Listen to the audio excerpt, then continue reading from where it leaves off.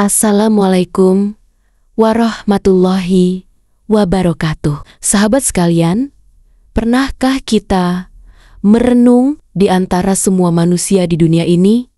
Siapa yang paling dekat, paling sering melihat sifat asli kita? Bukan teman, bukan rekan kerja, tapi pasangan hidup kita. Dan Rasulullah telah mengajarkan bahwa ukuran kebaikan seorang lelaki bukan hanya dilihat dari ibadahnya, hartanya, atau statusnya, tetapi dari bagaimana ia memperlakukan istrinya. Maka mari kita simak bersama bagaimana Islam mengajarkan para suami untuk memperlakukan istri dengan kasih sayang yang tulus.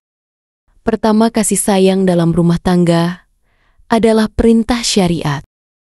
Dalam kehidupan rumah tangga, Islam menanamkan nilai luhur bahwa seorang suami harus memperlakukan istrinya dengan penuh kasih sayang, kelembutan, dan kebaikan. Ini bukan hanya soal cinta duniawi, tetapi juga tanggung jawab syar'i dan cermin dari iman.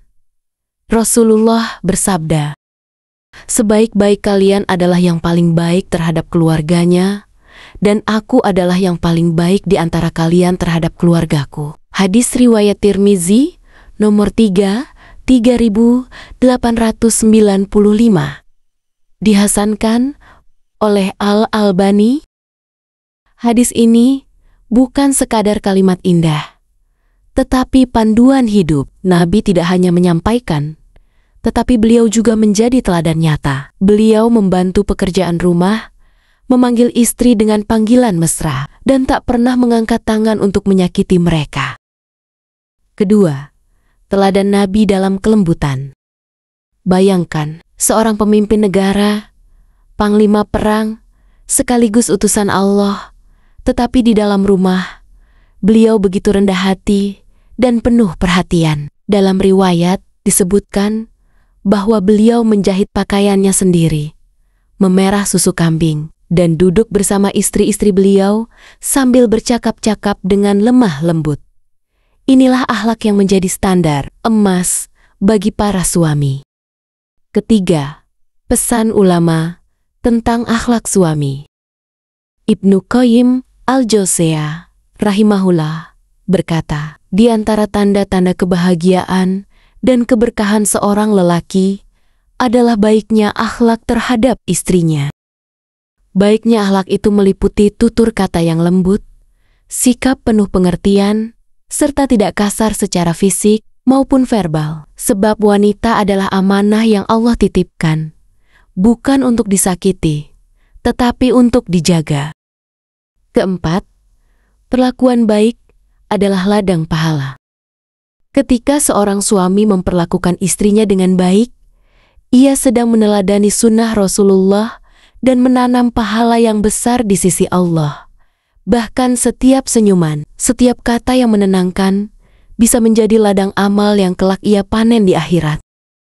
Allah berfirman dalam surah An-Nisa ayat 19, "Dan bergaulah dengan mereka secara patut. Kemudian bila kamu tidak menyukai mereka, maka bersabarlah, karena boleh jadi kamu tidak menyukai sesuatu, padahal Allah menjadikan padanya kebaikan yang banyak." Ayat ini mengajarkan bahwa bahkan ketika ada perbedaan, ada hal yang kurang disukai dari istri, suami tetap wajib menjaga akhlak, bersabar, dan berharap kebaikan dari Allah. Kelima, bahaya bersikap kasar. Sebaliknya, sikap kasar, merendahkan, atau abai terhadap istri adalah bentuk kezoliman yang bisa mendatangkan murka Allah. Rumah tangga yang keras dan penuh kata-kata menyakitkan akan sulit menjadi rumah yang dipenuhi sakinah, ketenangan yang Allah janjikan. Rasulullah bersabda, "Tidaklah seorang mukmin membenci seorang mukminah. Jika dia tidak menyukai satu akhlaknya, maka dia akan ridho dengan akhlak yang lain." Hadis riwayat Muslim. Keenam, suami terbaik adalah yang terbaik di rumah. Wahai para suami, jadilah pribadi terbaik bukan hanya di luar rumah, tetapi terutama di hadapan istri yang setiap hari bersabar, berjuang, dan berdoa untuk kita.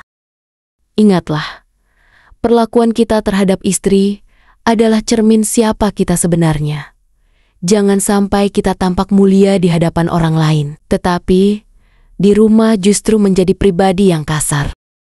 Sahabat sekalian, rumah tangga adalah ladang amal, dan istri adalah amanah yang kelak akan kita pertanggungjawabkan di hadapan Allah. Rasulullah mengajarkan bahwa kelembutan bukanlah tanda kelemahan, tapi tanda kemuliaan hati. Maka, mulai hari ini, ucapkan kata-kata yang lembut, berikan senyum yang tulus, dan jagalah hati pasangan kita, karena bisa jadi kebaikan kecil yang kita berikan itulah yang menjadi sebab Allah meridai kita di dunia dan akhirat. Wassalamualaikum warahmatullahi wabarakatuh.